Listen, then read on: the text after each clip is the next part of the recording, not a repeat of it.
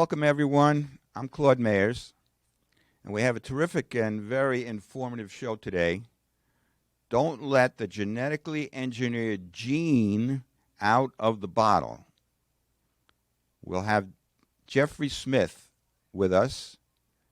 Hi, Jeffrey. Hi, Claude. Great to be How here. are you today? Excellent. Excellent. Looking forward. I'm so happy to have you here. It's been an honor to have you. Jeffrey is the leading spokesperson on the dangers of genetically engineered foods. He's an award-winning filmmaker. He's the author of several books about genetic roulette, seeds of deception, and he has traveled the world and visited at least 45 countries and built a global movement alerting consumers to the dangers of their foods. And currently he's informing us about what he calls GMO 2.0, about the next generation of genetic engineering. So can you tell us a little bit about that, Jeffrey? Well, sure. For 26 years, I've been educating people about the health dangers of eating GMOs. And fortunately, most people got it. Most people in the United States realize that GMO foods are not safe. About half the world's population, and that sort of kept it at check. But most people have heard of CRISPR and other gene editing techniques that make creating GMOs much more accessible, really cheap. So cheap, in fact, you can buy a do it yourself kit online for $169 and create new GMO bacteria. We're concerned that this new access to gene editing technology carries with it unprecedented threats, threats that actually would be considered existential. And in the film, Don't Let the Gene Out of the Bottle, we talk about the genetic engineering or gene editing of microbes that could create cataclysms. And so we'll talk, Claude, about the impact of the new generation of GMOs and also what we know about the old generation. What about eating soy and corn and cottonseed oil and canola oil and sugar from sugar beets and alfalfa and potatoes and apples and papaya and squash that have been genetically engineered? Why is it important to avoid that? And then we'll also talk about most GMOs are sprayed with Roundup herbicide, which is extremely dangerous. But it doesn't stop there. Roundup is also sprayed on many other non-GMO crops, so you have to know how to avoid that, and we'll talk about organic, etc. So this is going to be a journey not only into healthier eating, but also how this generation can lock down a technology where if we don't, it could threaten the survival and health of humans and nature in future generations. And there's hope, in other Oh words, yeah. also, because you can, if you switch your diet to organic, tell us a little story about that. Sure. I see some of your works where you did. So in 2012, I started asking audiences, what did you notice when you switched to non-GMO, largely non-GMO or organic? I'd been speaking since 1996. There was a sizable contingent of people in the audiences I was speaking to around the world, and I decided to just get a sense of what people noticed. And people would raise their hand if they noticed an improvement.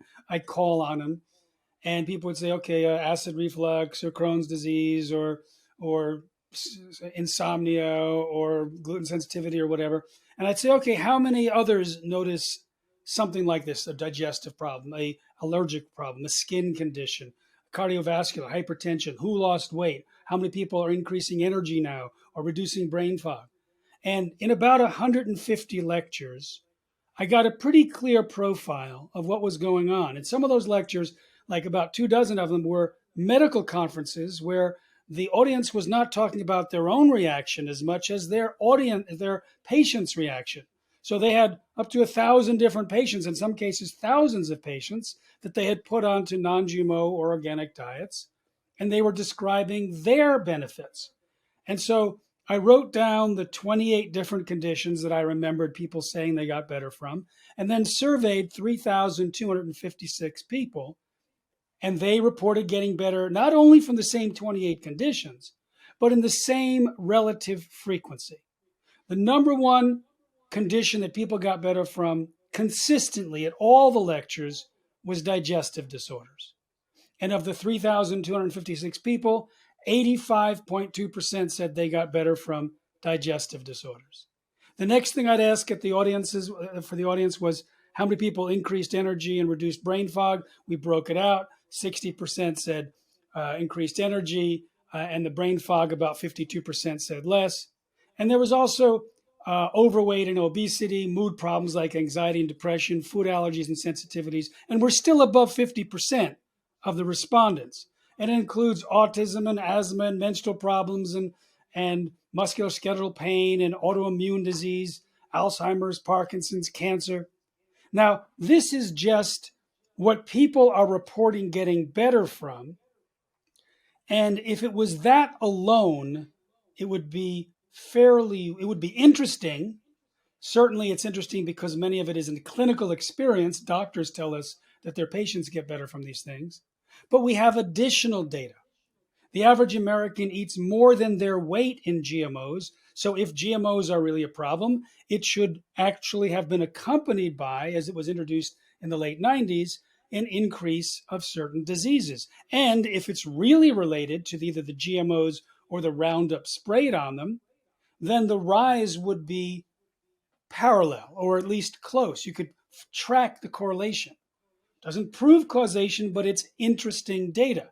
And sure enough, over 35 diseases, many of the ones we just mentioned, rose in parallel with the increased use of GMOs and Roundup in the food supply. Sometimes it's almost an exact line of the slope, like autism and the use of Roundup on GMO soy and corn. And there's all sorts of cancers related. Now we have the correlational data, the epidemiological data. We have personal and clinical results, but we also have animal feeding studies that show that when you feed animals these GMOs or the Roundup sprayed on them, they suffer from these type of diseases or their precursors. We also talk to veterinarians who treat animals before GMOs were introduced and then after, and they saw an uptick of all these type of diseases. They put the animals on a healthier diet and the problems go away or get solved to the point where it was the general population before GMOs were introduced into the pet food or into the animal feed. Now we understand modes of action. So, for example, if you're having trouble sleeping and you switch to an organic diet, which doesn't allow GMOs or Roundup herbicide, and your sleeping gets better, we can say, guess what? Roundup and its active ingredient called glyphosate blocks the production of a aromatic of an amino acid that's used to create melatonin, which helps you go to sleep. So if you don't have enough melatonin, forget about it. Same thing with serotonin. If you're depressed or if you have cognitive problems that go away when you switch to organic food, it could be the serotonin. If you have more energy, less brain fog, it could be the fact that Roundup damages the energy centers of our cell, the mitochondria. You can see that in a test tube. So when you take that out of the diet, all of a sudden it's like you have more energy. Pet owners say their dogs are acting like puppies now because they were just moping around all the time. I talked to a farmer. He said his young pigs were just exhausted all the time. Put them on a non-GMO diet and they act like piglets. And it's a dramatic change. It's not just, when I first started hearing from people as I was traveling around the world that they could tell the difference whether they eat GMOs or not, I'm a little bit ashamed to say, or embarrassed anyway, that I didn't believe them. Now I hear it all the time. And so I suggest that when people switch to organic, you take notes. Take notes not only to energy level and mood, but every single symptom you're suffering from 1 to 10. Down that spreadsheet, on the top, the percentage of organic diet, percentage of food that's organic in your diet that day. And watch what happens, not because you may be looking for losing weight, but your skin conditions clear up, or your brain fog goes away, or your hormone systems are now back online. because all of them are related, and we actually know the modes of action why. We can tell you, based on the studies, why it is very likely that the GMOs and Roundup in your food supply are linked to those particular disorders and diseases. Why don't we define organic and what it's not? So, organic is defined actually by what it's not. It's defined by what prohibited practices. So, you're not allowed to use GMOs, genetically modified organisms, where the DNA has been changed artificially in a laboratory in new ways. You're not allowed to use sewage sludge. You're not allowed to use radiation. You're also not allowed to use a whole long list of toxic chemicals, including Roundup and its active ingredient, or its chief poison, glyphosate. Now, if you're trying to avoid GMOs, you can go to the non-GMO project verified seal, which is, I think, an excellent third-party verification. But you may get this is a non-GMO loaf of bread, or this is non-GMO package of oatmeal. But we now know that they spray Roundup on wheat and oats just before harvest to dry down the product, to speed up the ripening. And What now, percent? what What percent? percent? What percent of wheat, for example, do you believe is sprayed with Roundup? You say about a week before harvest, so that it's It's all kind of the, uniform in ripeness. I've heard different answers to that. Some say virtually all of it. Some say it's particularly the spring wheat or the hard. What happens is this: in the northern climates, when you're growing wheat in Canada and northern parts of the plains, you're getting close to bad weather, and you want to make sure that you can harvest at the right time. So if you spray glyphosate-based herbicides, the plant's going to die. And when the plant's going to die, it says, send energy to the kids for the next generation. So it sends all this energy and the glyphosate into the grains, which are like the seeds. And so it speeds up the ripening. And so there's an advantage to the farmer. At the same time, they've just killed all the weeds. And so it's ready for next year's planting. At the same time, it dries down the grain, desiccates it, so there's less chance of mold. So it's like three big wins for the farmer, and you get to harvest before the bad weather. But I've been told by some that it's really a uniform practice, or it's used very, very often. And wheat and other grains are mixed together in grain elevators and shipped together. So you may have one farm that doesn't do it and one farm that does. So that when you look at, if you go to responsibletechnology.org, which is our nonprofit website, you can look at the list of foods and the glyphosate residue levels, and wheat is right up there. Even higher is oats. Neither wheat nor oats are genetically engineered, but they're sprayed just before harvest. And according to Monsanto, which is now Bayer bought Monsanto, according to their instructions, 3 to 5 days before harvest. So right before it's put into your food supply, it's sprayed with a poison. And it does not have to be labeled, so the Oh, consumer doesn't know that.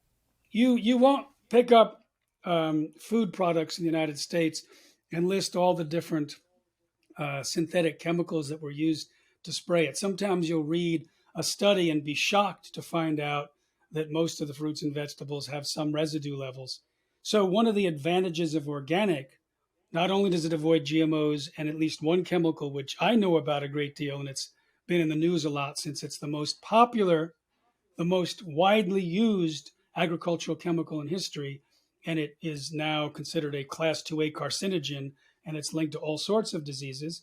But there are other chemicals like atrazine and other things, some of which are banned already in Europe, but still allowed in your breakfast cereal. So going to organic is a very important first step to live a healthy life. And there are other things that are ruled out that cannot be organic. Waste from animals fed to animals, or diseased meat from animals, and sewage treated plants are also non organic. You are allowed to use certain manure for composting, um, and there are specific restrictions there.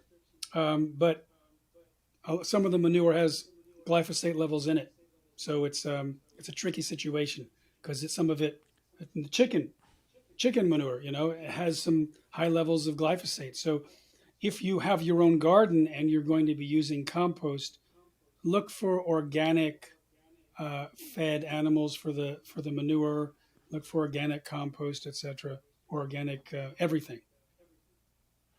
We're speaking with Jeffrey Smith, especially about genetically engineered food and microbes. We're going to talk about microbes a little bit. Why don't we talk about the whole idea, though, of taking a chemical that will kill weeds, making a seed that goes with that chemical and is genetically engineered not to die from the chemical while all the weeds around it will. Sure. You talked about that a little bit, and the So companies that do that. Monsanto had the patent on Roundup herbicide, and Roundup contains glyphosate, and glyphosate was originally patented as a descaler to clean the mineral buildup off of the pipes and boilers in factories. And because it grabs onto minerals, it's a chelator, and then it pulls it off. And when they took the residue of that and spread it into fields, it killed all of the plant life. So Monsanto bought the chemical and patented it as an herbicide. Now, their patent was running out in the year 2000. So genetic engineering was available where you could take genes with their particular traits from one species and insert them, often violently with a gene gun, into the DNA of other species.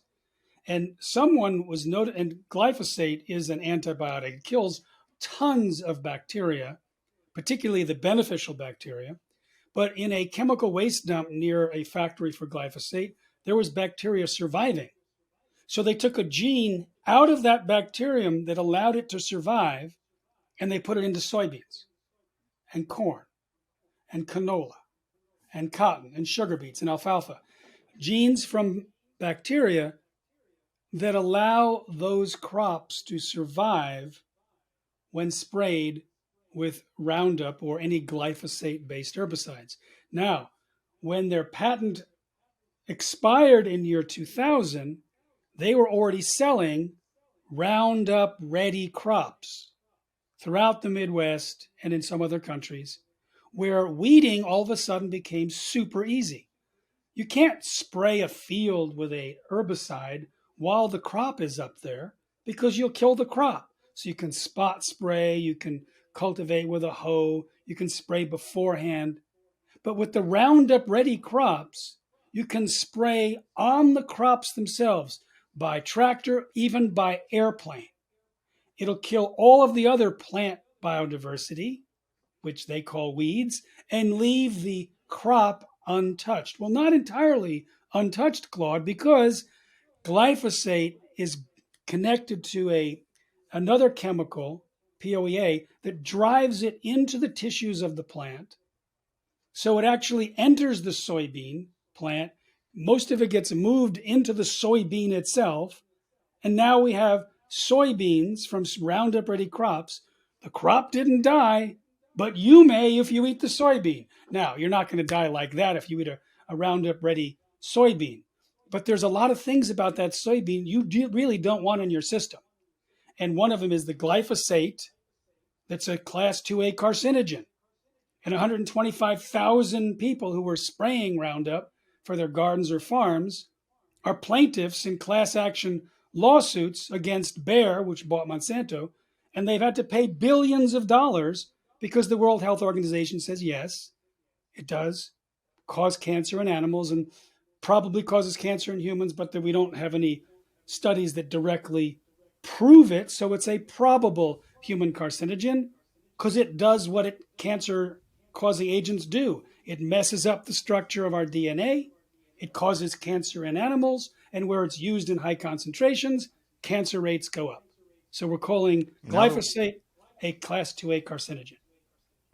We're speaking to Jeffrey Smith here. So in other words, the seeds, the plants, they absorb the glyphosate. So you are eating plants and food with glyphosate poison, which is known to cause non-Hodgkin's sarcoma, I think is it? Lymphoma, Or non-Hodgkin's lymphoma. lymphoma. But you see, Right. there's a correlation between a number of types of cancer. And if you look at those cancer, liver, kidneys, gallbladder, um, leukemia, it's where the glyphosate ends up in the animal studies. When they give the animal glyphosate, it goes there, and that's what ends up getting cancer. So there's a reason why it's actually linked to more than just non-Hodgkin's lymphoma. The strongest evidence is there, so that's why the plaintiffs were about non-Hodgkin's lymphoma. But there's evidence about leukemia and all these others. And that's just some of the diseases, as we've talked about before. So where's the status of the patent at this point? How are these companies, now it's Bayer that owns Monsanto, is that correct? That's right. So how are they making money if the patent expired? This is a great question. I was getting there and I didn't say it yet. When the farmers buy the Roundup Ready seeds to plant their crops, they sign paperwork which says they will only buy that company's, Bayer Monsanto's, Roundup or glyphosate based herbicides. China produces a lot of glyphosate based herbicides, but if you buy Roundup Ready soy, corn, cotton, canola, sugar beets, or alfalfa, you've signed a contract saying that you better not use another company's glyphosate based herbicides or you'll get sued. And they've sued hundreds of farmers, threatened them, and there's films about how farmers have been mistreated at the hands of people who've sued them, even though they never actually used Roundup. The seeds got blown, and you can't use their seeds also unless you buy them and buy them each year. You can't save your seeds and plant them the next year. So you can't save seeds and plant them the next year, and you can't use another company's chemicals. And so they have all sorts of cops out there trying to find it and make a lot of mistakes and threaten people who have never violated laws or contracts, but whose lives are turned upside down by this bullying. Yeah, to show you how crazy the technology is, at one point they developed the Terminator technology where the seed would never reproduce, so you had to buy new seed every year. What And happened although with that that? Did that it they wasn't outlaw ever that or? it wasn't ever deployed because a bunch of country representatives raised the alarm and said this is terrible. You see, it was very explicit. They didn't want to have to do the lawsuits. They just wanted. Let me go back even further. In 1999, in January, a representative of the now defunct Anderson Consulting, who had worked with Monsanto, described how it approached Monsanto executives and asked them to describe what their ideal future was in 15 to 20 years. And the Monsanto executives described a world in which 100% of all commercial seeds in the world were genetically engineered and patented. And the consulting company worked backwards from that goal to create the strategy and tactics to achieve it. So they had to create a regulatory framework that didn't slow them down, no testing necessary, no safety studies necessary, and they got that passed through the United States. The White House told the FDA, EPA, and USDA to promote GMOs, and the FDA created a new position for Monsanto's attorney, Michael Taylor, who said, we don't see any difference between GMOs and non-GMOs, therefore no testing is needed. You don't even have to tell the FDA, you can just introduce it to the food supply on your own. It turns out documents made public from a lawsuit years later showed it was all fraud, that the scientists were very concerned about the dangers of GMOs. They said it's very different, it leads to different risks, needs to have human toxicological testing and other testing. All that was ignored because of this effort by the White House to promote GMOs. And so they promoted GMOs. It was spearheaded by Michael Taylor. Well, spearheaded by Monsanto. And And what then he happened went was, back to Michael Taylor was Monsanto Monsanto's after outside attorney, but he had also worked as an attorney for a group of biotech people creating a proposed regulatory framework that would fast track GMOs with essentially no oversight. So when he was put into the role of the Deputy Commissioner of Policy, which was a role created specifically for him, he would get the recommendations from the scientists and then rewrite it and give it back to them and anger them. You could read the letters, which we have, of one scientist says, "What's become of this document?" It's basically a political, what do I have to do to stay out of trouble document. It doesn't discuss the potential side effects. It's just pro corporate. So they were angry at the boss, but the boss, Michael Taylor, used to work for Monsanto, got GMOs on the market without any testing or labeling, and then became Monsanto's vice president, and then later became the US food czar under the next administration. So it's a revolving door. And then we end up with people like that in the EPA and people like that in the USDA. And so we don't really have a proper regulatory system. We have a captured regulatory system. And who owns it? Well, you can look at the documents made public from the recent lawsuits against Roundup for causing non-Hodgkin's lymphoma, and the plaintiffs and the juries agreed. It turns out they had lapdogs working for them in the EPA, which allowed the approval of Roundup and glyphosate based on rigged research and false science. One of my favorite, I've been documenting the rigged research, what I used to call Monsanto research. And one of my favorites I didn't know about until the lawsuit. I was always the one that was collecting them. There was something entirely new. I was so excited. So when they wanted to prove that the amount of absorption into the human skin was below the required level, they took cadaver skin, as they do, and they put Roundup on it, and they found 10% absorbed, which was about 3.3 times the allowable level. So they hid that information illegally, never told the EPA, and instead did Monsanto science. They took skin from a human cadaver, cut it out, and baked it. After they baked it in an oven, they then froze it.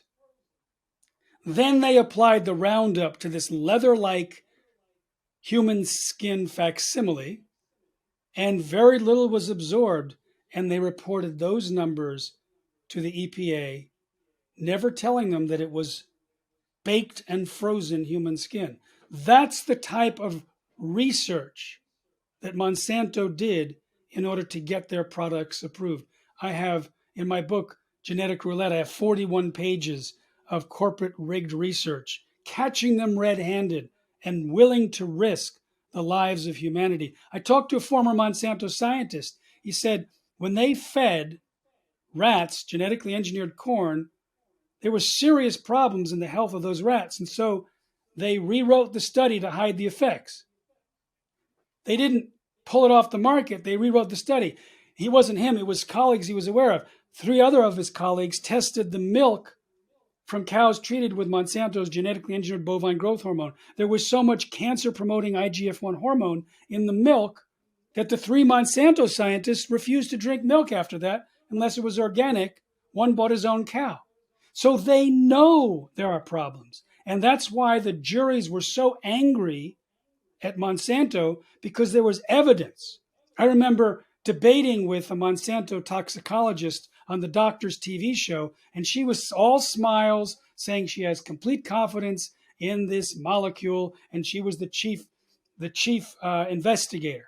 And then when millions of documents were made public from the lawsuit, I did a search on her name, and sure enough, in private, she was concerned about its link to tumors, to animal deaths, to cancer. She ghost wrote a study and removed her name by inserting information, reducing its link to miscarriages. So I went back to the doctor's producers and said, see, she wasn't telling the truth. So they had us on again, although no one from Monsanto showed up. And we had a full hour-length episode just on Roundup and cancer and the kind of rigged research that we're talking about. So this is what we're facing. I read your book where you discussed a couple of things that would be very interesting to bring up right now. For example, the insulin growth factor 1 that is produced by cows that are injected with bovine growth hormone, which is GMO, right? Mm-hmm. And the cow's milk has about 10 times the amount of insulin growth factor 1 in it, and that's been connected to breast and prostate cancer, correct? And other cancers as well, exactly. And then also, go ahead. And then also the other thing that's startling that I tell people all the time that really rocks them backwards from Seeds of Deception, there were rats that were in the study. Mm-hmm. They were fed genetically altered and genetically engineered potatoes. And the control rats in the study were given the same parent line of the same potatoes, but not genetically engineered. And the head scientist at the Rowett Institute had been there for 30 years, Arpad Pusztai.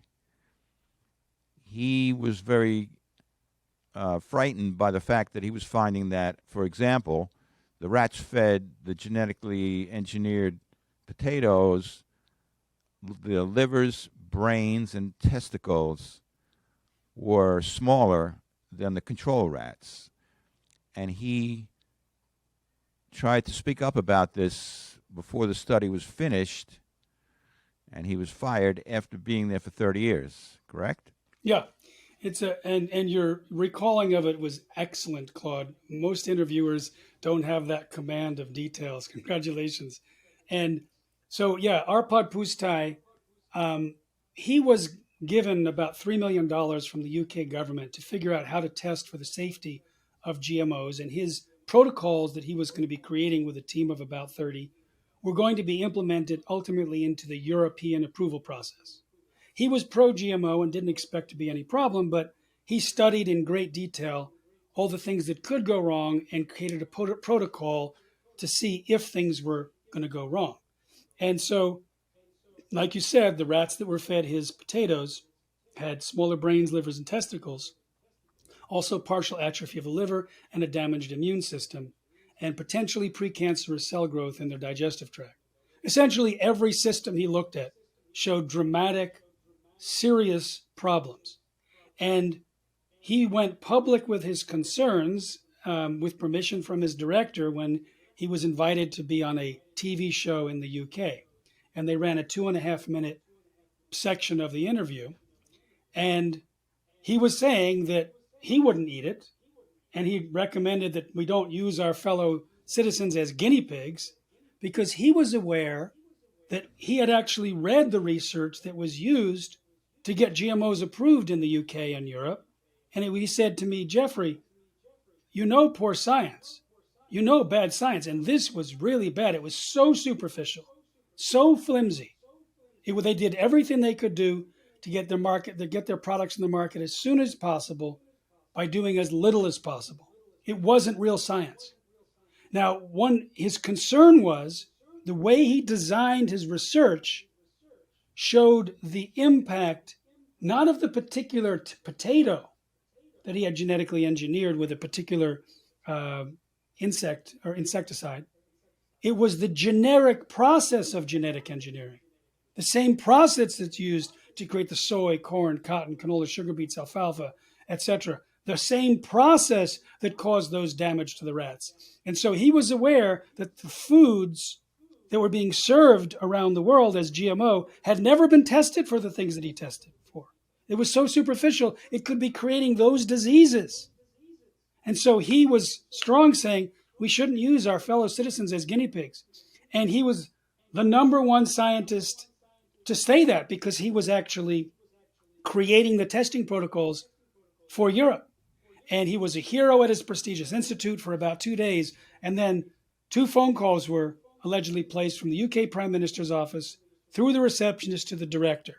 After supposedly Monsanto had called Bill Clinton, Clinton spoke to the Prime Minister Blair, and then his office called the director of the institute. And the next morning, Arpad Pusztai was fired from his job after 35 years and silenced with threats of a lawsuit. And his data was taken away. He was gagged. He couldn't speak the truth. They put out a big effort to try and hide the truth. This is all written in the first chapter of my book, Seeds of Deception. I spent hours and hours and hours interviewing Arpad Pusztai and reading up all the details so that we would have the most accurate and detailed account. And he became the poster child. So no one dared to find problems with GMOs or they would be treated like Arpad Pusztai. So the vast majority, more than 99% of all the supposed safety studies on GMOs are done by industry, where they can choose what they want to release. They can omit certain things, and it's terrible research. And there's hardly any independent research now, because even in the journal Nature, it says if anyone finds a problem, there's a knee-jerk reaction where they get attacked professionally and even personally by this bullying, systemic bullying built by Monsanto. They actually have budget items to attack scientists. There were letters about me that became public and used in the lawsuit, read to the jury, how I had pointed out that GMOs were more dangerous to children, and they decided to go after me and use the word whack-a-mole, because every time I spoke, they'd try and hit me down. So this is the corporate darkness that we're facing behind some of the foods that we're eating, or hopefully not eating by switching to organic. We're speaking with Jeffrey Smith here about genetically engineered food and microbes. I interviewed Arpad myself about 5 years or so after your book came out, and he was employed in some studies that were being done, I believe, in Sweden. I'm not sure if it's Sweden or Norway. Norway, okay. And he told me that his major concern was GMO effects on the immune system. That at that point in his life, that's what he said. And maybe you could go give us an idea of a contrast here now. The United States and all the other countries that don't label their genetically modified products, and Europe. Can you give us a little contrast of how things are working there in terms of regulation? And oh, you're losing the mic. Okay, good. Yeah, so in Europe, it's interesting. Europe has a proper labeling, almost proper. It's a pretty good labeling situation, where if you have any GMO ingredients, and it's more than 1%, then the whole thing has to be labeled as GMO. Where it falls short is it doesn't require labeling when it has meat, milk, and eggs from animals that have been fed GMOs. So they can get away with selling milk, meat, and eggs from animals that are fed basically 100% GMO, and no one knows about it. But because when Arpad Pusztai went public with his concerns, because he had a gag order for 7 months. The gag order was lifted by an order of parliament, and he was able to speak. There was over 700 articles written in a single month on GMOs. It became a huge issue in the UK and throughout Europe because he was finally able to tell the truth. All of the Europeans realized, oh, I don't want to put that in my mouth. And so because it was labeled and the Europeans said they weren't going to eat it, all the food companies said, okay, we're not going to use GMOs. In Europe, the same companies, Nestle's, Unilever, Burger King, McDonald's, they never promised anything to the US because it was never reported there. The whole Arpad Pusztai affair was considered one of the 10 most underreported events of the year by Project Censored, a US media watchdog group. No one knew about it. No one was concerned about it. So the food companies that had committed to the citizens in Europe to remove GMOs were continuing to sell GMOs to unknowing Americans. So that has kept GMOs. I have an interesting little letter here from Kellogg's. Now, they wrote one letter to the United States, and then they wrote another letter to Ronnie Cummins, who's the head of the Organic Consumers Association. And they were talking about how in the United States it seems to be accepted anyway at that moment. But in Europe, like you just said, here's their sentence.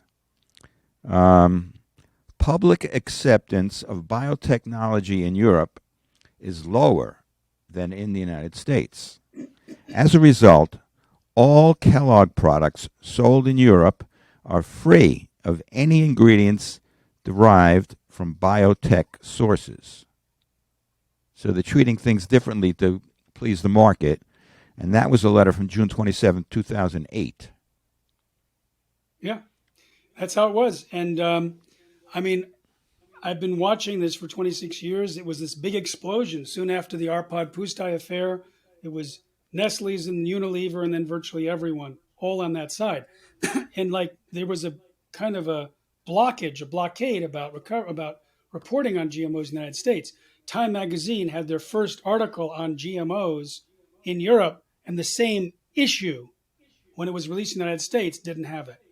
There was demonstration of clear bias, and we know sometimes it was overt pressure by advertisers and others on companies in the United States to prevent exposure of this kind of evidence in the United States. And so our Institute for Responsible Technology at responsibletechnology.org, we have been educating through whatever channel we could. So I've spoken in nearly every state in the United States, and I had 1,000 interviews and trained 1,500 speakers and organized over 10,000 activists in North America, and got enough information out so that we actually are now in a tipping point where consumers are saying no to GMOs and the food companies have to remove them in order to maintain market share. But now what's happening in the United States is there's a fake labeling law that was basically designed by Monsanto's minions and their friends at the USDA. So GMOs are not really labeled in the United States. 99% of them, of the products that have GMOs. They tried to do that. Vermont was going to make it mandatory to be labeled. And I believe it was Mike Pompeo from Kansas, when he was the representative, who introduced the bills to... Yeah, we call it the Dark Act, denying Americans the right to know. So, right. yeah, that was a whole interesting piece there. But what I was going here, Claude, is that there's this new 2.0 gene editing, and the biotech industry has been lying to governments, and we know it, they're lying completely. They do this regularly, telling them that gene editing is predictable and precise and safe and natural. And therefore, it doesn't even create GMOs. It shouldn't have anything to do with GMOs, when in fact it is a form of creating GMOs, and has convinced governments around the world not to regulate products from gene editing. United States, it's happening in Canada, it's happening in the UK, it's already happened in India and Australia and Japan and many South American countries. And there's a lot of pressure on the EU to also deregulate products of gene editing. Now, what that means is when you gene edit to create a GMO and you don't register it and you don't tell the government, no one will know. It will flood the market, it will infiltrate organic, it'll infiltrate non-GMO, and we will not have the ability to avoid it. But what's worse is, as I said in the beginning, GMO is cheap to create through gene editing. So now, armed with this new CRISPR, many companies, many entrepreneurs, many scientists are targeting virtually anything with DNA to tinker and make changes in order to profit. There could be very well-meaning reasons why they want to eliminate a particular disease that the crop suffers from or whatnot. And there could be like diabolical, horrible ones where they want to genetically engineer out the mothering instinct of livestock so you can separate their children at birth and not have them freak out. And these are actually have been considered.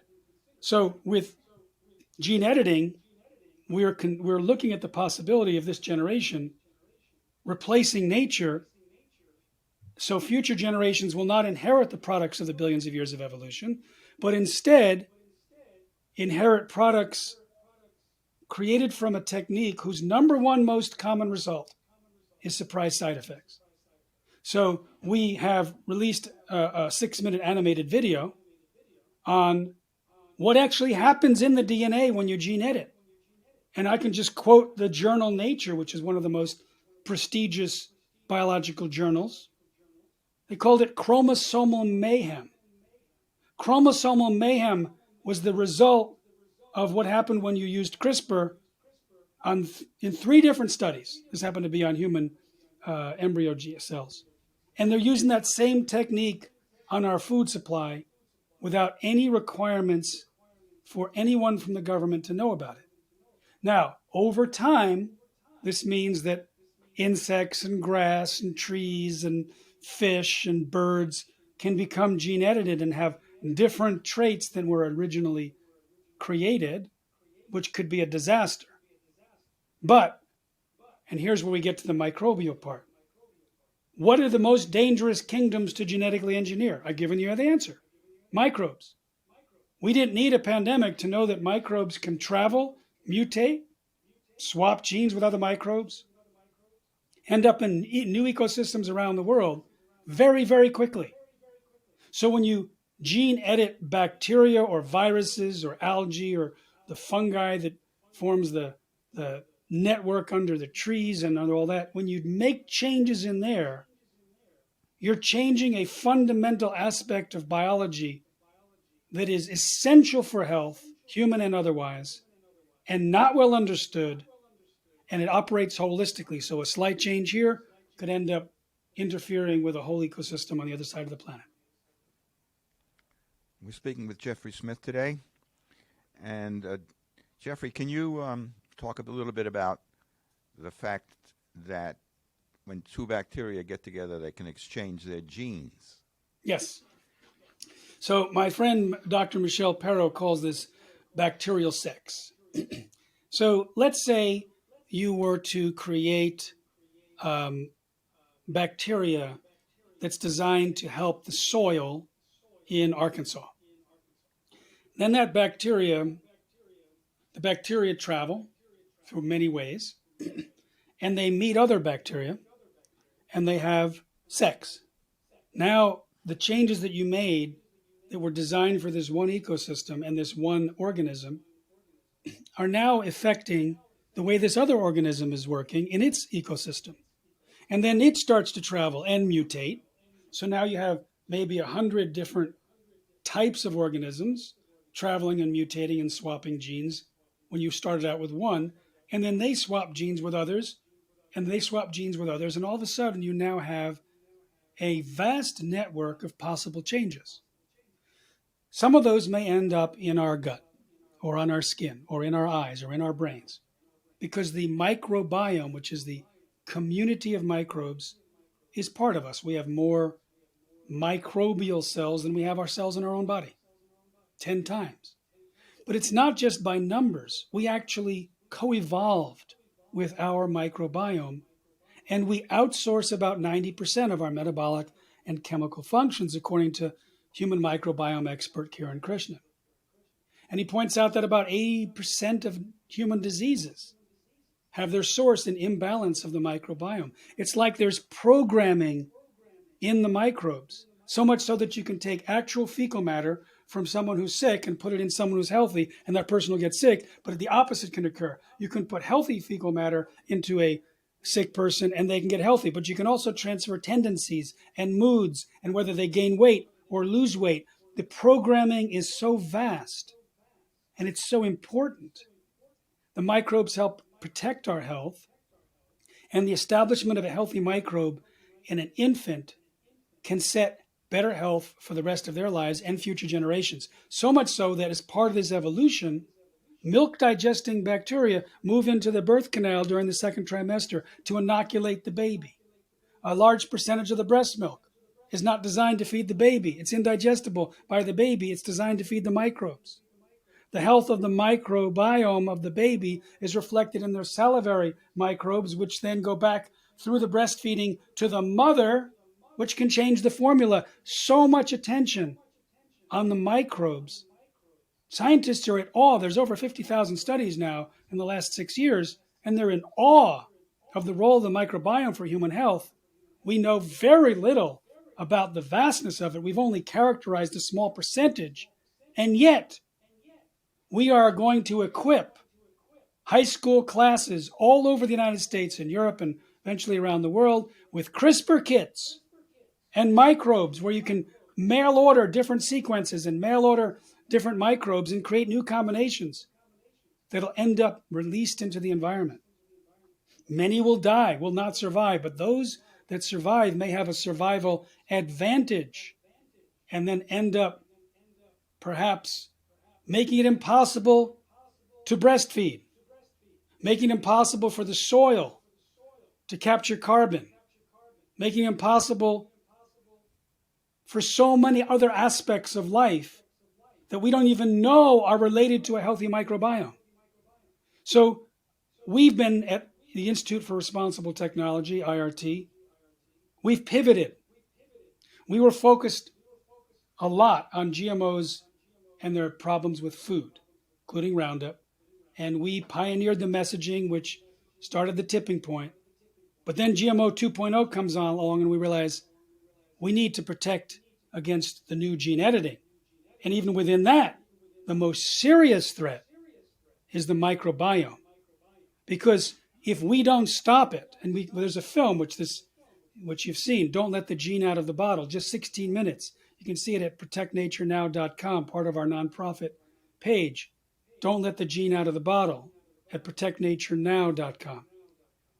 In those 16 minutes, you're introduced to a near cataclysm that occurred from a genetically engineered microbe designed by well-meaning scientists to help farmers that could have ended terrestrial plant life if a certain number of conditions were made. Another microbe, well-meaning to protect against early frost, could have changed weather patterns on the planet.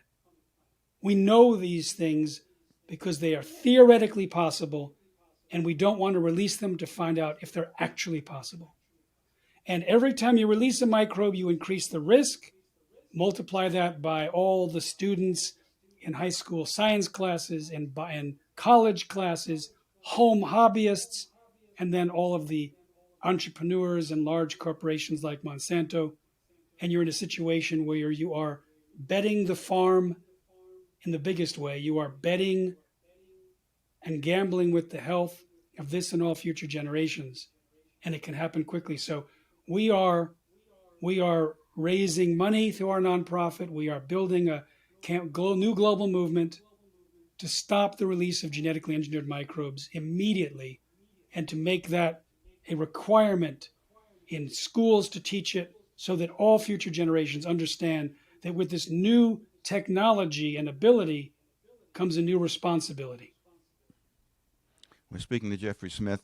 And Jeffrey, that 16-minute video that you mentioned, that is available for anybody to watch for free. You mentioned in past communications that I've watched with you that the other thing about the high school CRISPR is sometimes what they do is they just flush the result after the class down the drain, and Yes. it gets into the water. I mean, put it this way. If you don't think there's any problem with gene editing bacteria, it'll be on your fingers. It'll be on your clothes. It'll be airborne. It'll be in your mouth. You drink it. You can flush it down the toilet.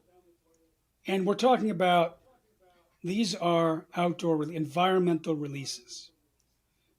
Even in very, very highly secure laboratories that deal with pathogens, there's been over 1,000 accidents recorded and reported by USA Today in a series, and many, many, many more that were unreported. In even the most respected labs like the CDC or NIH labs, anthrax lab, the influenza lab, dealing with the most dangerous ones, there were accidents and releases. So now we're giving, you don't hand out a detonator to atomic bombs, pass it out in the classroom and say, see this red button? This is what would happen if you push the red button. No one is that stupid.